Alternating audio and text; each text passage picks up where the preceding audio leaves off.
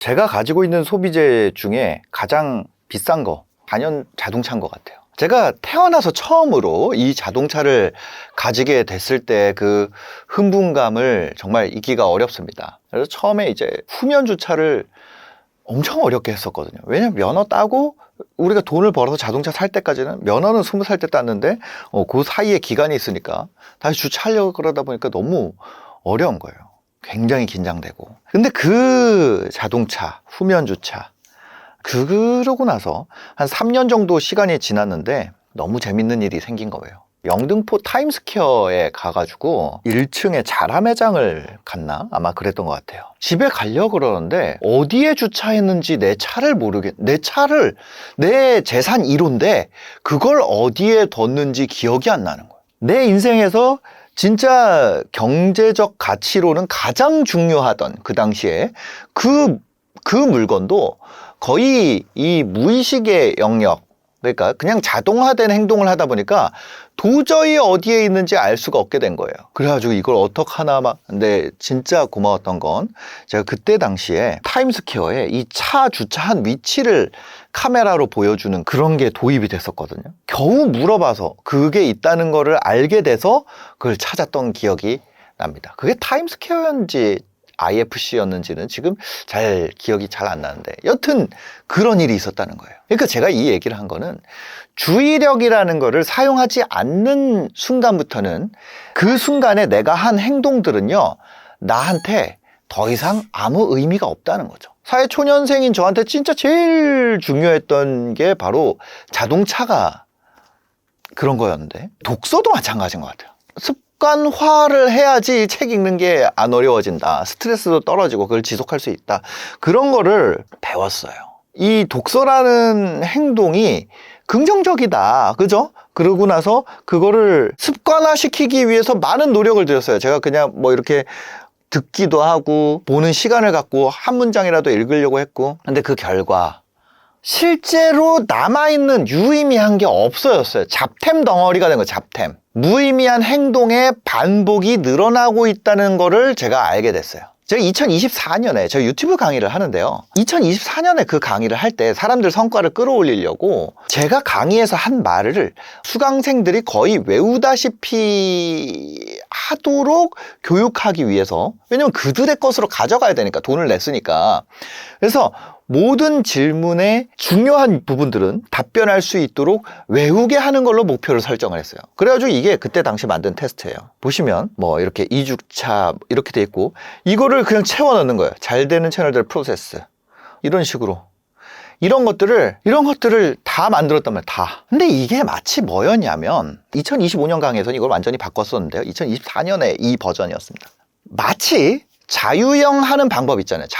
수영 있잖아요. 자유형하는 방법을 책으로 만들어서 모든 이 근육의 움직임이랑 손에 물이 닿는 각도, 호흡을 할 때 이 고개의 각도, 목표 움직임, 이런 거를 전부 작성해서 어떤 사람한테 다 외우게 해요. 그 다음에 그 사람을 데려다가 이렇게 잡아가지고 하나, 둘, 물에다가 빠뜨립니다. 자, 그 사람 수영할 수 있을까요? OX 퀴즈 내겠습니다. 그 사람은 수영을 할 수 있다, 없다? 당연히 못하죠. 제가 의학적으로 올바른 정보인지 모르겠어요. 근데 제가 느낄 때는 이 기억이라는 거 있잖아요. 기억이라는 거는 뇌에 저장되는 게 아니라, 그러니까 기억이라는 게 뇌에 저장되는 게 맞죠, 의학적으로는. 근데 제가 감각적으로 느끼는 거는 뇌에 저장되는 것만이 아니라는 느낌을 굉장히 많이 받게 돼요. 2025년 강의 이후에서는 제가 이제 개편을 했는데, 그러니까 성과를 내는 실제 회원들은 어떤 성과를 내는 케이스들에서 요소를 추출해내자. 선천적으로 가지고 있는 것들, 예를 들면은 이거 제가 일부 표를 복사해 온 건데, 이런 것들을 넣은 거예요. 가입 전에 정해지는 값, 태생적으로 갖고 있는 거, 나이대, 성별, 가입 시 기존 채널 여부, 가입 직 구독자 수, 기존 영상 개수, 가입 전 사업 상품 판매 경험, 가입 전 기존 매출 유무, 유입 경로, 캠페인, 총 영상 업로드 수, 수업당 업로드 비율, 첫 수업 후 첫 영상까지 걸린 기간, 업로드 규칙성, 주 1회 업로드 유지 여부, 쇼츠 운영 여부, 쇼츠 미드폼 비율, 평균 영상 길이, 미드폼 여부, 총 영상 길이 합, 누적 영상 길이 총합이죠. 키 콘텐츠 개수. 이거 판매하는 콘텐츠예요. 이거는 유입 콘텐츠 영상수. 키 콘텐츠가 존재하는지, 풀링 컨텐츠에서 키 컨텐츠 링크로 삽입하는지, 키에서 랜딩 링크 삽입 비율, 영상 대비 고정 댓글 비율, 고정 댓글 유지 주차, 영상당 평균 조회수, 키 컨텐츠 연계율, 강의 진도율, 완강 여부, 학습 페이스, 총 결석 비율, 유예 탈퇴 후 복귀 횟수, 뷰트랩 영상 찾기 사용 횟수, AI 활용 횟수, 서버 끝, 과제 횟수, 상품 변경 횟수, 채널 변경 횟수, 이런 것들. 이것뿐만 아니라 수많은 변수에 대해서 가장 높은 성과를 뽑아내는 단 하나의 요소를 발견하고 싶은 거예요. 단 하나의 요소, 가장 핵심 요소. 그게 뭐였냐면은 실제로 강의를 통해서 우리가 뭘 배워요? 영상을 업로드하는 걸 배운단 말이에요. 그걸 주에 하나씩 올리는 것을 목표로 합니다. 그 얘기는 뭐예요? 아무리 내가 듣는다고 해도 그걸 업로드하지 않으면, 실제로 만들지 않으면 무의미하다는 거죠. 가장 높은 성과의 변인이 되는 것은 바로 저희 수강 기간 동안 주당 0.8개 이상의 영상 업로드를 포함한 과제를 실제 수행했는가. 이걸 한 그룹에서는 무려 87.5%가 수익화를 달성했습니다. 그들의 강의 만족도는 90%에 달했어요. 근데 이게 유튜브 얘기를 하려고 그러는 게 아니고요. 유튜브만의 문제가 아니에요. 저도 책을 읽거나 유튜브 영상 보면서 내가 더 나아지고 있다고 생각을 했어요. 다시 짚어보면 제가 이런 생각을 했던 것 같아요. 어디엔가 도움이 되겠지. 언젠가는 뭔가 나에게 본능적으로, 나는 기억 못하지만 무의식의 내가 그 지식이 나에게 튀어나올 것이야 라는 막연한 기대를 기반으로 잡템 습관들을 타성에 젖은 상태로 주의력 없이 무의미한 시간을 보낸 거예요. 세상에 이런 거 보잖아요. 그럼 집이 더러운 분들이 계세요. 막 쓰레기집에 사는 노인, 그 노인의 정체는 이런 거 기억나세요? 그분 뭐예요? 언제 쓸지 모르는 거를 가지고 집을 가득 채운 거예요. 언제 쓸지 몰라. 혹시나 몰라. 내가 그 물건을 갖고 있다는 것이 무의식적으로 언젠가 떠오를 거야. 그런 습관들을 만들어 갔던 과정이 너무 그러하다. 자, 여러분들이 AI 시대잖아요. AI 시대. 근데 여기서 아무도 대신해 줄 수 없는 게 있어요. 바로 뭡니까? 내 경험이에요. 경험. 배운 걸 실제로 적용하려고, 여러분들이 알게 된 거 있잖아요. 그걸 실제로 적용하려고 시도하는 순간 뭘 만나는지 아세요? 완전히 새로운 어떤 판판한 벽에 갇힌 것 같은 느낌을 여러분들이 겪게 될 거예요. 내가 들은 것이 이게 옳은지 아닌지도 모르겠고, 글로 묘사되어 있거나 여러분들이 들은 그 언어가 실제 내가 느끼는 감각을 표현하고 있는지 아닌지도 판단할 수가 없어요. 왜냐하면 그걸 말한 사람은 내 영혼이 되어서 내 안에 들어와 있을 수가 없기 때문에. 좀 더 풀어서 표현하자면 글이나 말로 표현된 것과 내 감각이 싱크가 맞는지 아닌지 헷갈린단 말이에요. 낚시할 때 투둑 걸리는 느낌이 있을 거야. 그게 광어야. 낚시해봐서 그게 투둑 걸리는 게 뭔지 어떻게 알아요? 모른단 말이에요. 근데 나중에 광어를 내가 무슨 느낌인지 모르는 상태에서 올릴 때마다 바닥에 걸려가지고 이상한 흙이었고 돌이었고 막 그랬는데 광어가 올라왔어요. 그 순간 이게 투둑거리는 느낌이구나를 알게 되죠. 낚시를 안 해본 분들도 많을 거니까. 예를 들면 시큰거리는 통증이라는 표현을 여러분들이 들어본 적이 있을 거예요. 시큰거린다. 근데 시큰거린다는 감각이 어떤 감각인지 어떻게 아냐고요. 비가 오면 유난히 팔꿈치가 시큰거렸다 라는 문장이 있다고 해볼게요. 그걸 내가 지식으로 했어. 근데 어느 날 비가 왔는데 내가 팔꿈치에 통증이 느껴져요. 뭔가 관절 부위에. 이것이 시큰거린다라는 단어가 의미하는 거구나를 그때 가서 알게 된다는 거예요. 그 감각의 싱크가, 그러니까 텍스트에서 이 텍스트 안에 생명력이 들어오게 하려면 그 경험적인 그 유의미함이 나한테 완전히 적용될 수 있게 설계가 돼야 된다는 거죠. 그 텍스트가 그냥 언어가 아니라 경험으로 그 글자가 가지는 생명력이 완전 달라지는 상황인 거예요. 근데 중요한 건 뭐예요? 이런 경험 과정에서 우리가 뭘 가져야 된다는 거예요? 주의와 관찰력, 뇌가 깨어 있어야 돼. 왜? 우리가 진짜 내 인생에서 절대 잃어버리면 안 되는 돈의 크기가 들어가 있는 것이 자동차인데 그것을 어디에 뒀는지 까먹어 버리는 것이 뭐예요? 인간이라는 거예요. 이건 지능의 문제가 아니에요. 지능의 문제가 아니에요. 익숙한 책을 눈으로 훑는 거 아니면 그냥 왔다 갔다 하면서 오디오로 듣는 거는 뇌한테 아무런 저항이 없이 그냥 훌훌 들어가요. 저항. 이게 아주 중요하다고 생각이 되게 됐어요. 제가 최근에 운동을 정말 좋아하게 됐는데 몸이 커지기 위해서는요. 그 근육에 걸리는 저항이 아주 중요하다고 하더라고요. 제가 그냥 습관적으로 그냥 걸어요. 예를 들어서 그냥 걸어. 그런데 몸이 커질까요? 아니면 근력 운동을 한다 그래도 빈봉으로 20개씩 5세트씩 매일 100개씩 제가 벤치프레스를 한다 그래도 근육은 절대로 더 커지지가 않는다는 거예요. 그걸 하는데 아무런 저항감이 없어요. 이 저항감이라는 건 제가 느낄 때 저항감이라는 건 정신적인 크기가 커지기 위해서도 아니 내 감각의 크기가 커지기 위해서도 오감의 저항이 있는 경험. 자, 이 얘기들도 앞으로 쭉 풀어볼 거예요. 이게 어떤 건지. 이거는 사실은 그냥 제 경험이에요. 제 경험입니다. 재밌는 건. 지금 제가 하는 말도 누군가에겐 그냥 텍스트일 거고요. 누군가에겐 이게 생명력이 있게 들어있는 말이 될 거예요. 이 오감의 저항은요. 주의력 깊은 경험을 통해서 성장하게 되고 습관화된 영역에서는 이걸 안 느껴요. 저항을. 근데 이 저항의 영역에 들어가는 거는 아주 괴롭단 말이에요. 이 저항의 영역에 들어가려면은 안전판이 필요해. 왜? 저항의 영역에 딱 들어가는 순간 굉장히 아까 그 벽에 느껴진다 그랬잖아요. 다르게 얘기하면 하나의 어떤 낭떠러지가 느껴지는 것처럼 느껴질 수도 있어요. 아이한테 이런 감각적 경험, 오감의 성장 중에 촉감이라고 해봅시다. 촉감의 성장을 위해서 진흙놀이를 마련해 준다고 했을 때 우리가 그 애를 어떤 진흙바닥에다 그냥 놔버리지 않는단 말이에요. 그렇죠? 그냥 늪지에 풀어놓거나 이러지 않는단 말이에요. 그 애의 성장을 위해서 잘 살균된 진흙을 구입하고 예를 들어서 어떤 비닐로 만들어진 풀이나 그 진흙을 마구 놀아도 되는 환경을 만들어주고 그 안에서 마음껏 뒹굴 수 있는 환경을 만들어주는 거죠. 뭐 벤치프레스 마찬가지예요. 내가 실수를 하더라도 받아줄 수 있는 안전장치가 있을 때 내가 도전할 수가 있는 거잖아요.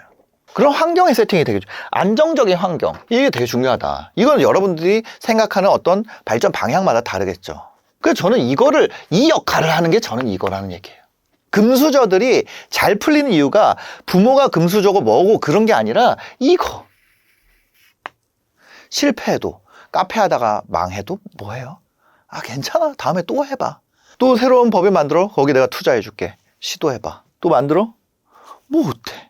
근데 이거는 요거는 이제 제 채널에서 너무 많이 하니까 이 도를 만드는 거에 대해서는. 그러면 반대로 그 하나 더 있다는 거예요. 이 저항 있는 뭔가를 하기 위해서 우리가 주의력인데 주의력이 없는 뭔가는 무의미하다 얘기했잖아요.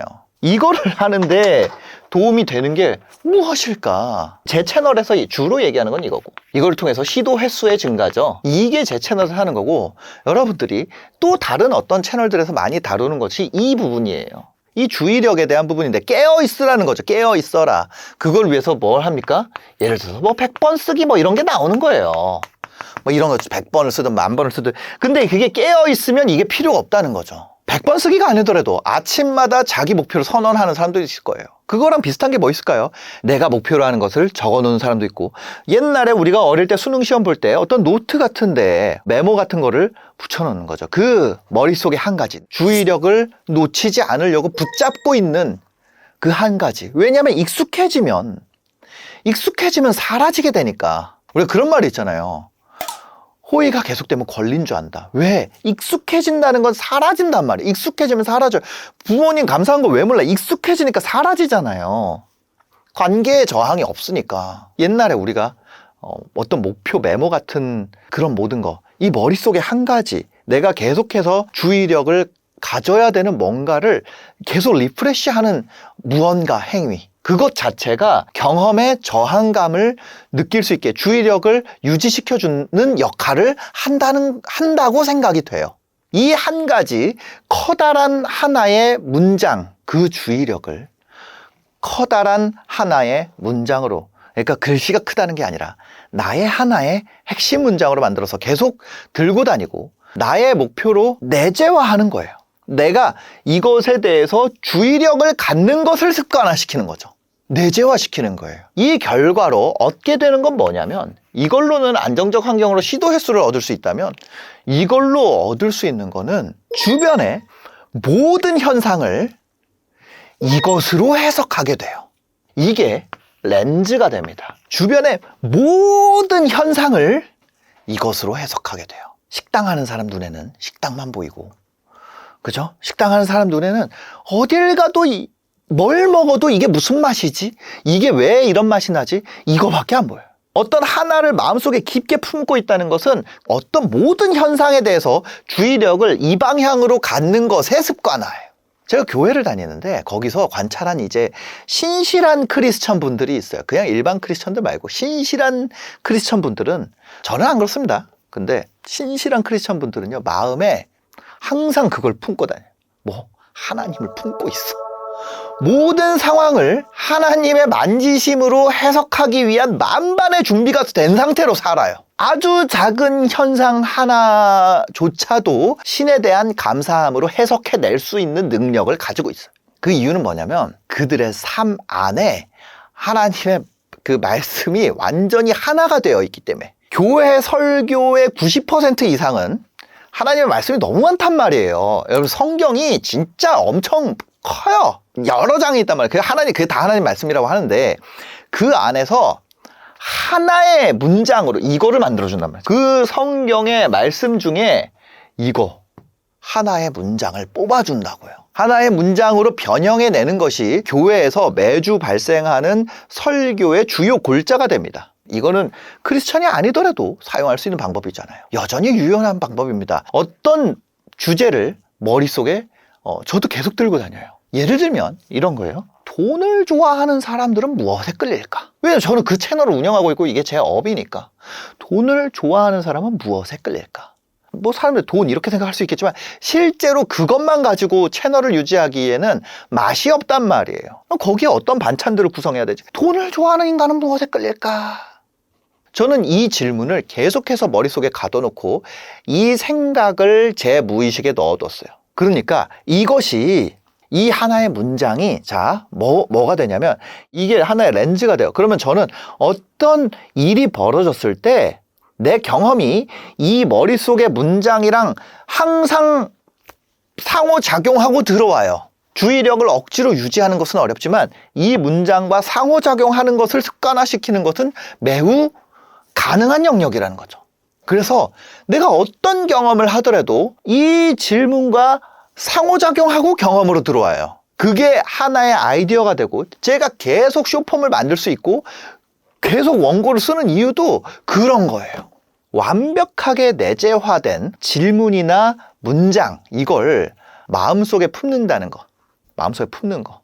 이게 굉장히 추상적인 얘기 같지만 이것 자체가 해석의 해상도를 높여줘요. 경험에 대한 해석의 해상도를 높여주고 주변에서 발생하는 다양한 모든 사건과 경험 하나하나를 그 렌즈를 통해서 바라볼 수 있게 가이드하게 된다는 거죠. 그럼 이게 없는, 렌즈가 없이 살면 어떻게 돼요? 대부분의 경험이 제가 주차장에서 무의식적으로 주차해가지고 차 잃어버리는 그런 무의미한 영역으로 넘어가게 된다는 거예요. 근데 그 무의미한 영역으로 간 경험이 제가 하나의 문장을 통해서 상호작용을 했습니다. 내 마음속에 하나의 문장이 있어요. 돈을 좋아하는 사람은 뭘 좋아할까? 거기를 통해서 상호작용하면서 이 이야기로 바뀐 거예요. 여기까지 왔으면 자, 그 다음 단계로 넘어가 봅시다. 그럼 이 하나의 문장은요, 외부에서 주입해 주는 거예요? 그렇지 않다는 거예요. 이 문장을 주입받은 사람은 행복해지지 않는다는 거예요. 이게 너무 소름 돋는 거예요.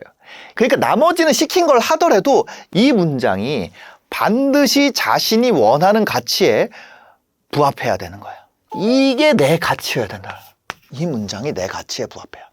이거 싫지. 예를 들어서 이렇게 해서 시도 횟수를 늘리는 과정에서 실패하고 힘들고 내가 싫어. 이거 싫어. 근데 만약에 이 하나의 문장에 부합하잖아요. 이거를 버틸 수가 있어요. 제가 착각했던 건 뭐냐면 우리 인생의 많은 선배들, 시대의 선배들, 유명한 사람들, 무슨 사람들, 네가 원하는 것을 해라.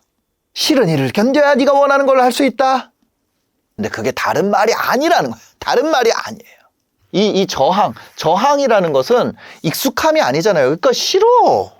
근데 이게 내가 주의력을 요하는 하나의 문장이 내 가치에 맞는 방향이야. 그 싫음이,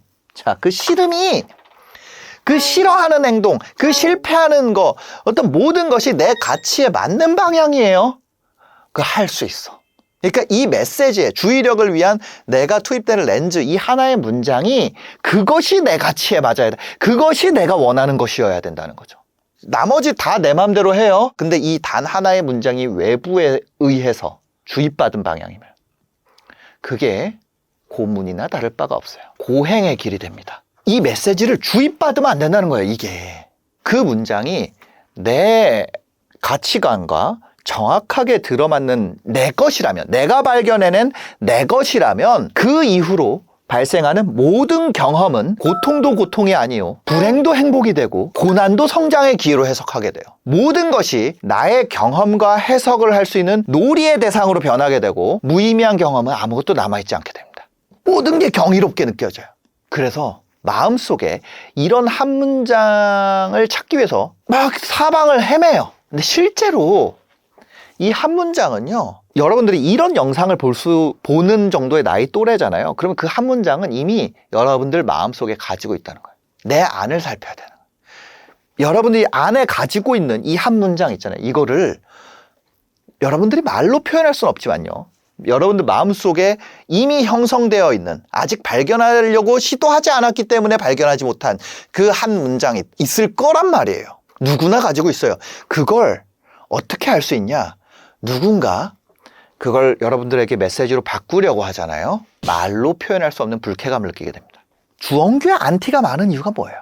그 한 문장을 바꾸려는 시도를 하는 쇼츠가 만들어지고 있단 말이에요. 그럼 그걸 보는 사람들은 어때요? 불쾌감을 느낄 수밖에 없어요. 그 사람의 한 문장과 내 한 문장이 다르기 때문에.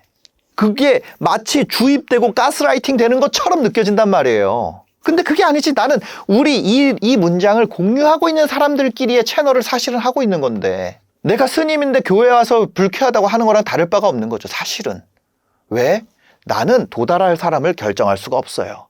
근데 사람은 보는 것을 결정할 수 있잖아. 내가 만약에 도달할 수 있는 사람을 결정할 수 있으면 그렇게 하겠죠. 근데 그게 안 된다고요. 왜? 유튜브가 될 게 아니잖아. 그러니까 이 문장을 변화시키려는 시도 자체가 그 사람을 굉장히 불쾌하게 만든다는 거죠.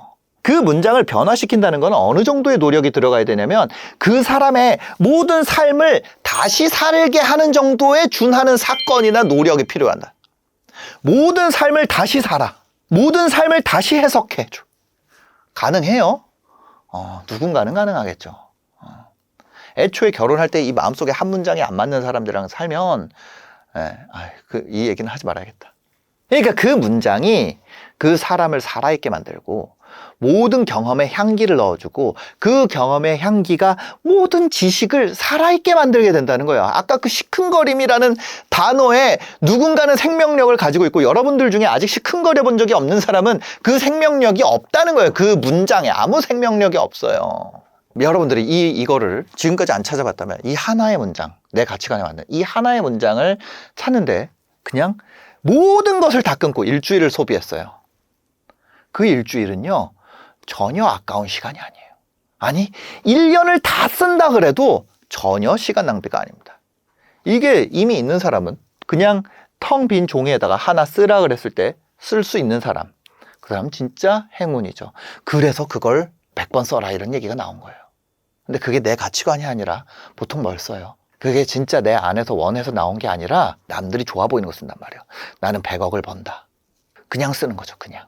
정말 내 마음속에 품고 있는 가치가 있는 하나의 문장을 스스로 마음속에서 찾아내는 게, 그게 앞으로 하는 모든 경험과 행위와 사건, 그리고 모든 사회적 자연적 현상, 이것이 이 렌즈를 통해서 봤을 때 재밌고 흥미진진하고 인간이 살아있어야 하는 이유를 만들어준다는 거예요. 오늘 이 다룬 내용이요, 어떤 학문적으로 검증되거나 이런 이론이 있거나 이런 건 전혀 아닙니다. 만약에 그런 것이 있다 그런다면 가짜뉴스가 될 것이고 저는 벌금을 낼 수도 있기 때문에 그게 아니라는 것을 제 개인적인 경험에 비춰서 얘기 드린다는 것을 다시 한번 얘기 드리고요. 이 모든 내용이 여러분의 삶에도 더 많은 촉감과 냄새와 소리를 들을 수 있는 어떤 계기가 되었으면 좋겠다. 네, 그런 겁니다. 네, 영상 봐주셔서 감사합니다. 행복한 하루 되세요.